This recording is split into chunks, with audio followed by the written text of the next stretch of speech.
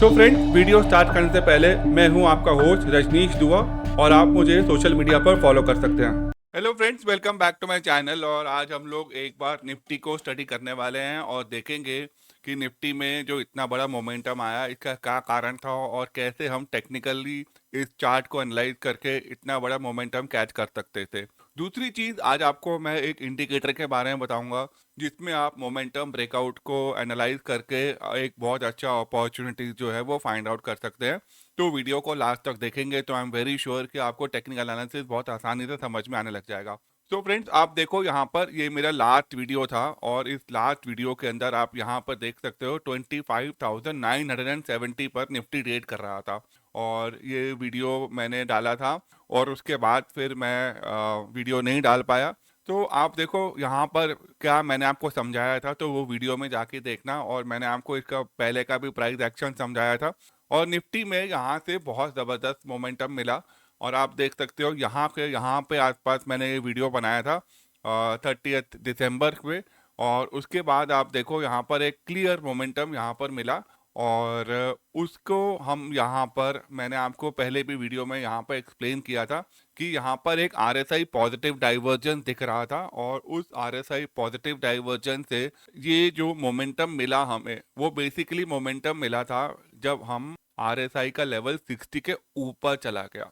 ठीक है, आप देखो यहाँ पर मैंने आपको लास्ट टाइम बताया था कि जब हम RSI को रीड करते हैं तो RSI में 60 और 40 के दो रीडिंग्स होती हैं जो बहुत इंपॉर्टेंट होती हैं। ठीक है, और जब भी प्राइस 40 के नीचे चला जाता है, जब हमने लास्ट टाइम वीडियो देखा था तो प्राइस यहाँ पर था। ठीक है, और वो प्राइस जो है आपके जब RSI जो था वो 40 के नीचे ट्रेड हो रहा था और हमने पहले भी जाकर यहाँ पर प्राइस एक्शन देखा था और हमने ये एनालाइज किया था कि जब भी प्राइस 40 के ऊपर RSI चला जाता है तो एक अप ट्रेंड स्टार्ट हो जाता है और फाइनली जब वो 60 के ऊपर जाता है तो एक बहुत जबरदस्त मोमेंटम मूव आता है और यही सेम चीज यहाँ पर हुआ। आप देखो यहाँ पर जैसे ही RSI 40 के ऊपर गया तो एक अप ट्रेंडिंग मूवमेंट स्टार्ट हो गया और उसका जो गहरा इम्पैक्ट आया, जो हाई मोमेंटम इम्पैक्ट आया, वो इम्पैक्ट आया जब वो 60 के ऊपर चला गया। ठीक है, अब आप देखो जब हम यहाँ 60 के ऊपर चले जाते हैं तो ये आप देखो ये बहुत ज़बरदस्त मार्केट यहाँ पर ऑलमोस्ट 250 पॉइंट यहाँ पर मार्केट मूव हो गई। तो उसके बाद फिर मार्केट यहाँ पर साइडवेज रहना शुरू कर दिया। ये एक नेचुरल प्राइस एक्शन है। जब भी एक अप ट्रेंडिंग मूवमेंट आता है और वो भी बहुत शार्प आता है तो उसके बाद प्राइस का साइडवेज होना बहुत ज़रूरी है, बहुत नेचुरल है और बहुत हेल्दी माना जाता है। और वो टाइम पे ऐसा लगता है कि मार्केट में एक बहुत बड़ा करेक्शन आएगा क्योंकि अब मार्केट काफ़ी मूव कर चुकी है। ठीक है, तो इस तरह का जो प्रिडिक्शन आप लोग करते हो उसको हमेशा अवॉइड करना चाहिए, प्राइस के साथ चलना चाहिए और जो प्राइस आपको बता रहा है उसको उसके हिसाब से आपको अपना स्ट्रैटेजी बनाना चाहिए। ठीक है, नॉर्मली हम लोग क्या करते हैं, हम लोग प्रिडिक्शन करने लग जाते हैं कि भाई अब प्राइस काफ़ी ऊपर हो गया है तो यहाँ से अब प्राइस नीचे आएगा तो हम लोग जो है अब लॉन्ग अपॉर्चुनिटी नहीं देखते, हम शॉर्ट साइड पर ही ट्रेड करेंगे। तो इस तरह के जो मेंटल ब्लॉकेजेस होते हैं ये एक ट्रेडर के लिए काफ़ी खतरनाक हो सकते हैं क्योंकि आप प्रिडिक्ट मत करिए, प्राइस की प्रिडिक्शन करना बंद करें, रादर देन प्राइस के साथ चलो। ठीक है, अब आप देखो यहाँ पर ये वाला जो ये पूरा है आपका जो 31 दिसंबर का दिन है और उसके बाद फिर आप 1 जनवरी का देख लो। यहाँ पर 1 जनवरी के बाद में ये फ्राइडे को 2 जैन को अगर आप देखो यहाँ पर प्राइस यहाँ पर साइडवेज चल रहा था। ठीक है, और मैं आपका ये रेंज यहाँ पर बनाया हुआ ताकि आपको समझ में आए कि आप कैसे मूव कैच कर सकते हैं। करेक्ट, आप देखो अब मैं छोटे टाइम फ्रेम पे आपको प्राइस एक्शन समझा रहा हूँ कि कैसे आप फ्राइडे का मूवमेंट कैच कर सकते थे। तो अब यहाँ पर आप देखो जब ये फ्राइडे को मार्केट ने पहला ही 15 मिनट का कैंडल जो बनाया है वो टाइम पर आपका प्राइस जो है वो 60 के ऊपर चला गया था और उसने अपना जो इमीडिएट रेसिस्टेंस है वो ब्रेक कर दिया था। ठीक है, एक चीज याद रखना हमेशा प्राइस एक्शन टेक्निकल एनालिसिस में, एक चीज याद रखना कि रेसिस्टेंस का मतलब लोग समझते हैं कि यहाँ से प्राइस नीचे आएगा। ठीक है, और सपोर्ट पर लोग ये समझते हैं कि प्राइस यहाँ से ऊपर जाएगा। ये तो एक कॉन्सेप्ट है, ये आपका कॉन्सेप्ट बिल्कुल सही है, लेकिन इसके साथ साथ आपको एक बात और भी समझनी है, जो कॉन्सेप्ट होता है ब्रेकआउट का। ठीक है, जब प्राइस रेजिस्टेंस को ब्रेक करता है और वहां पर कैंडल फॉर्मेशन यानी कि प्राइस एक्शन वॉल्यूम के साथ मोमेंटम कैसा है, वो अगर पॉजिटिव है, यहाँ पर सारी चीजें पॉजिटिव है, momentum positive, volume high, price का जो कैंडल फॉर्मेशन है वो एक बहुत अच्छा कैंडल है, तो यहाँ पर रेसिस्टेंस का ब्रेकआउट हुआ है। आप खुद देख लो, यहाँ से आपको फिर 135 पॉइंट का मार्केट ने मूव यहाँ पर दिया है। ठीक है, तो रेसिस्टेंस पे या तो प्राइस रेसिस्टेंस लेके नीचे चला जाएगा या उसको ब्रेक करके फिर नए रेसिस्टेंस की तरफ ट्राई करेगा, और वहां पर आपको ये जो एरिया है ना, ये एरिया जब हम स्मार्ट मनी कॉन्सेप्ट पढ़ाते हैं तो उसके अंदर इस एरिया को बोलते हैं लिक्विडिटी एरिया। ठीक है, लिक्विडिटी एरिया का मतलब होता है कि जहां पर ज्यादा ट्रेडर्स एक्टिव हैं और वहां पर लोग अपनी पोजीशन बनाने के लिए इंटरेस्टेड होते हैं, तो उसको लिक्विडिटी एरिया बोला जाता है, जो कि सिंपली जब हम उसको टेक्निकल एनालिसिस में बोलते हैं तो उसको सपोर्ट रेजिस्टेंस के एरिया बोलते हैं।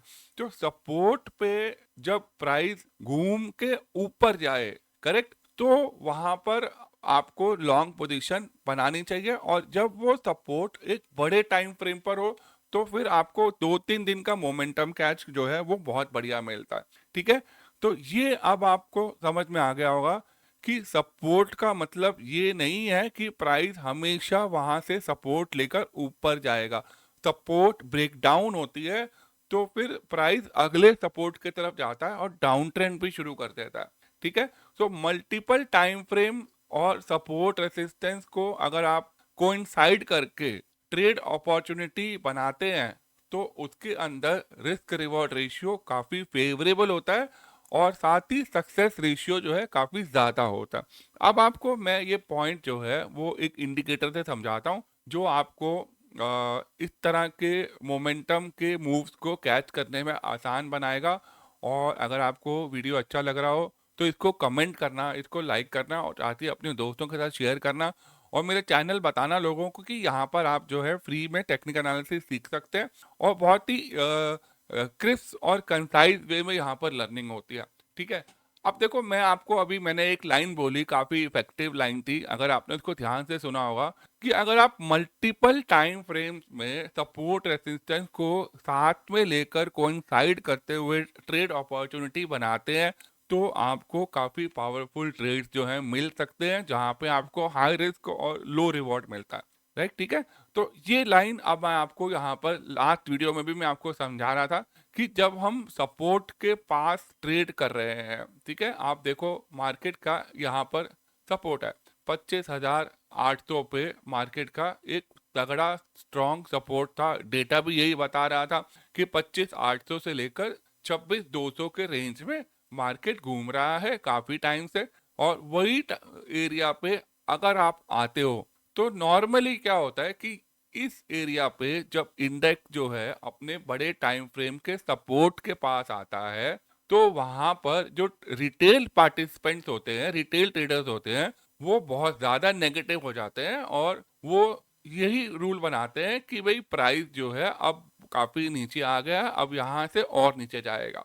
करेक्ट, तो ये बात हमेशा याद रखना कि इंडेक्स के अंदर यदि इंडेक्स एक क्रूशियल सपोर्ट पर है तो उसको शॉर्ट अपॉर्चुनिटी में मत देखो, अनलेस एंड अनटिल कि उस पर्टिकुलर टाइम पे कोई बहुत बड़ा नेगेटिव न्यूज मार्केट में चल रहा हो, तो आप सपोर्ट पे ये मान सकते हो कि प्राइस यहाँ से और नीचे जाएगा। अब आप देखो, ये जो कैंडल है ना, ये कैंडल बिहार इलेक्शन की कैंडल है, और वो इतनी स्ट्रॉन्ग कैंडल है कि उसके पास जब भी प्राइस आया है वहां पे प्राइस बाउंस करके ऊपर गया है। ठीक है, अब मैं यहाँ पे ये इंडिकेटर आपको बताता हूँ, जो आपको मोमेंटम ब्रेकआउट इंडिकेटर है, और इसको आप जो है ट्रेडिंग व्यू पर जाके सर्च करोगे, ये नाम से ये इंडिकेटर है MOBO बैंड्स। ओके, और इसके अंदर आपको कोई भी चेंज नहीं करना है, बिल्कुल आपको इसको डिफॉल्ट सेटिंग्स पर रखना है, और आप इसको 1 आवर के टाइम फ्रेम पर जाके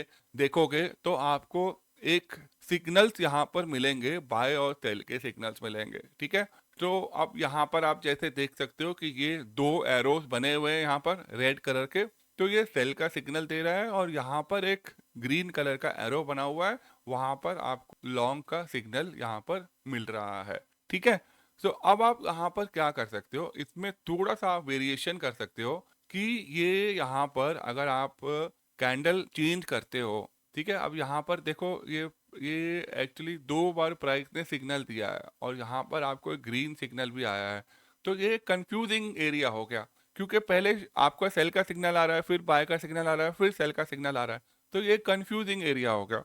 तो अब इस कंफ्यूजन को दूर करने के लिए इसके अंदर आप क्या करोगे, आप जो है यहाँ पर जो कैंडल्स हैं, वो कैंडल्स जो हैं वो हेकेनेशी कैंडल्स लगा लो। अब मैं आपके सामने यहाँ पर ये कैंडल लगाता हूँ, और आप देख सकते हो यहाँ पर कि जो ऊपर 3 एरो दिख रहे थे वो अब एक एरो में बदल गया, ठीक है। और आप यहाँ पर भी देखो तो ये वाली रेड कैंडल के बाद फिर यहाँ पर फॉल्स सिग्नल आया है, ठीक है। आप देखो यहाँ पर ये 1 आवर का टाइम फ्रेम है, मैं इसको और छोटा करता हूँ, ये देखो, राइट। सो हमेशा याद रखो कि अगर आप सिर्फ ये देखोगे ना कि भाई मैं इंडिकेटर ही देखूंगा, जैसे वो कह रहा है वैसे करूंगा, तो उसमें चांसेस ये है कि आपका डिसीजन गलत भी हो सकता है, राइट। आपको लॉजिकल सोचना है, आपको प्रैक्टिकल देखना है कि मैं किस टाइम फ्रेम पर ट्रेड कर रहा हूँ, और वो टाइम फ्रेम अगर बड़े टाइम फ्रेम के साथ कोइंसाइड करता है, ठीक है। अब जैसे आप देखो आधे घंटे के टाइम फ्रेम पर देखो तो यहाँ पर 2 बार सिग्नल आ रहा है, और 1 घंटे के टाइम फ्रेम पर देखोगे तो आपको यहाँ पर 2 बार कंफ्यूजिंग सिग्नल्स आ रहे हैं। तो जितना आपका टाइम फ्रेम छोटा होगा, सिग्नल ज्यादा आएंगे, कंफ्यूजन ज्यादा आएगा। अगर आप बड़े टाइम फ्रेम पर सपोर्ट को आइडेंटिफाई करके फिर एक ट्रेंडिंग मूव कैच कर सकते हो, तो वो ही एक बहुत बड़ा मूव होगा। और वो पॉइंट यहाँ पर था जब निफ्टी चल रहा था 25,960-70 के आसपास। तो ये यहाँ पे अप प्राइस हुआ, फिर मार्केट साइडवेज हुआ, फिर यहाँ से प्राइस ऊपर गया, और अब जो यहाँ पर करंट सिचुएशन दिख रही है वो अभी यहाँ पर 1 घंटे के चार्ट पे आप देखो तो मैं ये मोमेंटम ब्रेकआउट हटा देता हूँ, ठीक है। अब हम लोग क्या समझते हैं, देखो ध्यान से देखना कि जब भी आप इंडेक्स को स्टडी करते हो, हमेशा याद रखना इंडेक्स में आपको सपोर्ट पे मार्केट को लॉन्ग अपॉर्चुनिटी के लिए देखना है, और रेसिस्टेंस पे आपको शॉर्ट देखना है, प्रोवाइडेड कि उस पर्टिकुलर डे मार्केट के क्या सेंटीमेंट्स हैं, ठीक है। अब आप देखो यहाँ पर ये 1 दिसंबर 2025 को मार्केट ने हाई बनाया था 26,325 का, और अब 2 जनवरी को मार्केट ने हाई बनाया 26,340 का। तो टेक्निकली प्राइस जो है वो प्रीवियस हाई को ब्रेक कर चुका है, ठीक है। और ये आप देखो तो यहाँ पर इसके पहले अगर आप एक रेसिस्टेंस जोन बनाते हो, क्योंकि ये तो मैंने एकदम हाई प्राइस ले लिया, अभी इसके बाद अगर आप थोड़ा सा और पीछे बैक साइड में जाते हो तो मेरे हिसाब से ये जो लेवल है ना 26,100 का, ठीक है। अभी मार्केट का एक बहुत नैरो रेंज यहाँ पर बना है, और ये जो एरिया है 26,100 और 26,300 का, ठीक है। ये एरिया पे मार्केट जो है शायद कुछ दिन यहाँ सस्टेन करेगी before showing a trending move, ठीक है। तो अभी आप यहाँ पर भी देखो ये एक बहुत अच्छी कैंडल बनी थी डेली टाइम फ्रेम पर, उसके बाद 3 दिन मार्केट ऊपर रहा, फिर एक रेड कैंडल के बाद अगले दिन की जो ओपनिंग हुई है वो गैप डाउन ओपन हुई है, और प्राइस फिर प्रीवियस लो के पास जाके वहां से शॉर्ट हुआ, करेक्ट। तो अब आप देखो यहाँ पर कि ये जो रेंज है, इस रेंज में बाजार जो है काफी टाइटली मूव करेगा, और जिस हिसाब से आप देखो अभी यूएस और वेनेजुएला का जो इंसिडेंट चल रहा है, प्लस अभी आने वाले टाइम पे बजट भी आने वाला है, तो मार्केट काफी हलचल में रहेगा, ठीक है। तो अभी इंडेक्स को आप ध्यान से ट्रेड करना, ये मैं आपको अपने एक्सपीरियंस से बता रहा हूँ।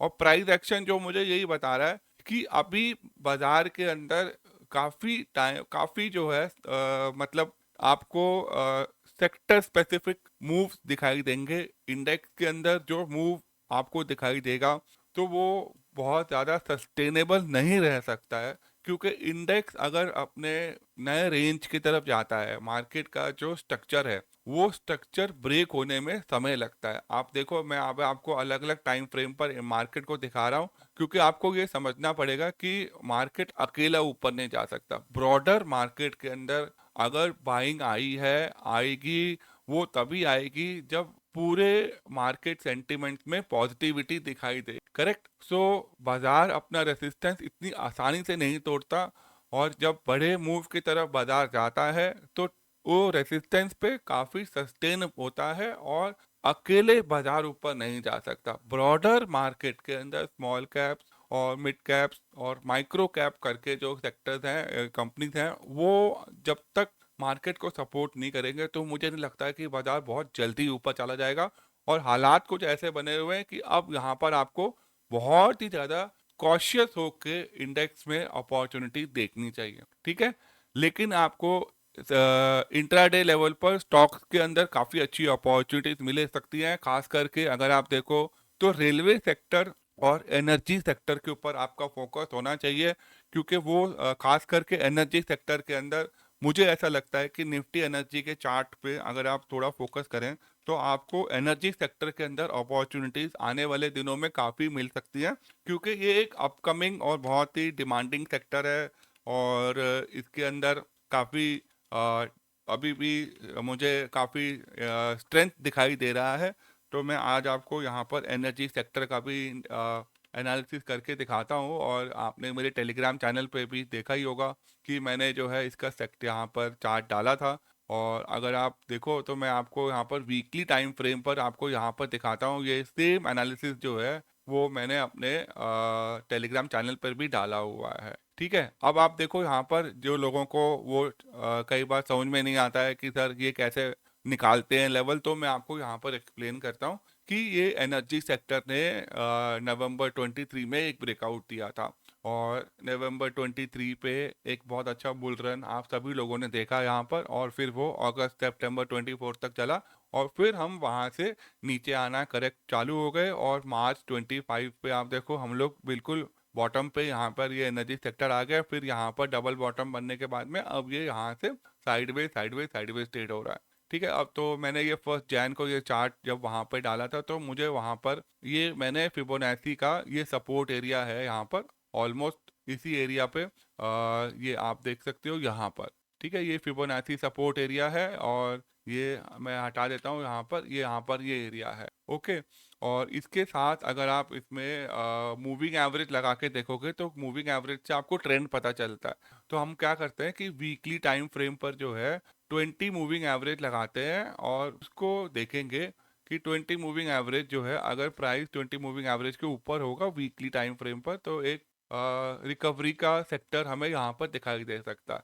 ठीक है। तो अब देखो फिलहाल अभी मैं यहाँ पर ये हटा देता हूँ, और 20 मूविंग एवरेज के ऊपर यहाँ पर प्राइस दिख रहा है, और 5 साल का एवरेज भी आप देख सकते हो कि 3 साल का जो एवरेज है वो 14.2 है, और 1 ईयर का पी जो है वो 15 है, और अभी करंट पी जो है वो 15 है। यानी कि 1 साल के एवरेज के आसपास हम लोग आ चुके हैं, और 3 साल का एवरेज भी करंट पी से ज़्यादा दूर नहीं है। तो ऑलमोस्ट एक ये सपोर्ट एरिया यहाँ पर इसमें मुझे दिखाई दे रहा है, और इमीडिएटली जो रेसिस्टेंस यहाँ पर दिख रहा है वो है 36,340 का।